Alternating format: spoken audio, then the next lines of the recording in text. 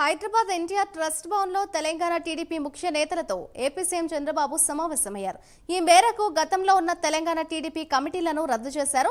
తెలంగాణలో పార్టీ సభ్యత్వాలపై పూర్తి స్థాయిలో ఫోకస్ పెట్టాలని, పార్టీని గ్రౌండ్ లెవెల్ నుంచి బలోపేతం చేయాలని సూచించారు. అధిక స్థాయిలో సభ్యత్వాలు నమోదు చేయించిన నేతలకు పార్టీలో ప్రాధాన్యత ఉంటుందని తెలిపారు. అందరికీ నమస్కారాలు. ఇప్పటికి 2 సార్లు వచ్చినప్పుడు కొన్ని ఇబ్బందులు కలిగాయి. అందుకే ఈసారి వీలైనంత వరకు అందరితో కలవాలనే ఉద్దేశంతో ఒక పద్ధతి ప్రకారం ఆర్గనైజేషన్ ఎస్టాబ్లిష్ చేశాం.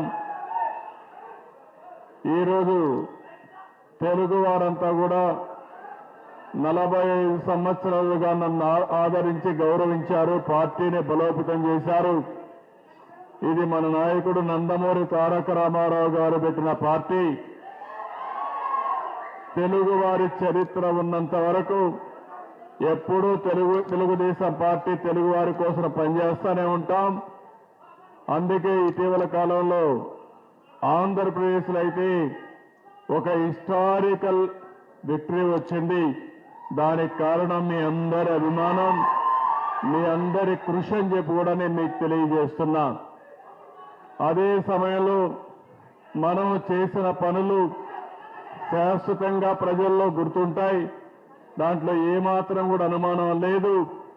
భవిష్యత్తులో కూడా మళ్ళా తెలుగుదేశం పార్టీని ఇక్కడ అభివృద్ధి చేయాలని ఒక దృఢ సంకల్పంతో ఉన్నాం. ఈరోజు మొత్తం తెలుగుదేశం పార్టీ అడ్హాక్ కమిటీలు ఉన్నాయి. అన్ని కమిటీలు రద్దు చేసి కొత్తగా అడ్హాక్ కమిటీలు వేసి, అదే సమయంలో మెంబర్షిప్ కూడా ఆన్లైన్లో పెడతాం. అదే వారికి నేరుగా వచ్చి మిమ్మల్ని కలుస్తారు. మళ్ళీ కొత్త మెంబర్షిప్ తయారు చేసి కొత్తగా ఎవరైతే యువరక్తం ఉందో ఆ యువరక్తంతో పార్టీని శాశ్వతంగా బలోపేతం చేయడానికి ముందుకు పోతామని చెప్పి కూడా నేను మీకు తెలియజేస్తూ, ఇప్పుడే నాయకులతో మీటింగ్ అయింది. వాళ్ళు అవుతానే ముఖ్యమైన కార్యకర్తలు, పార్టీకి త్యాగం చేసినటువంటి మీరందరూ ఉన్నారు. ఇంకా కొన్ని లక్షల మంది గ్రామాల్లో ఉన్నారు. అందరి కోసం ఎప్పుడు నేను అందుబాటులో ఉంటా. అదే సమయంలో నాకు కూడా కొన్ని బాధ్యతలు ఉన్నాయి.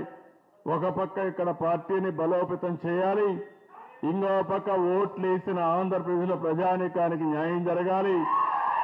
ఇంకొక పక్క 2047లో 100 సంవత్సరాల స్వాతంత్ర సమర సందర్భంగా నేను ఒకటే ఆలోచిస్తున్న, మనకు స్వాతంత్రం వచ్చి 100 సంవత్సరాలు అవుతుంది.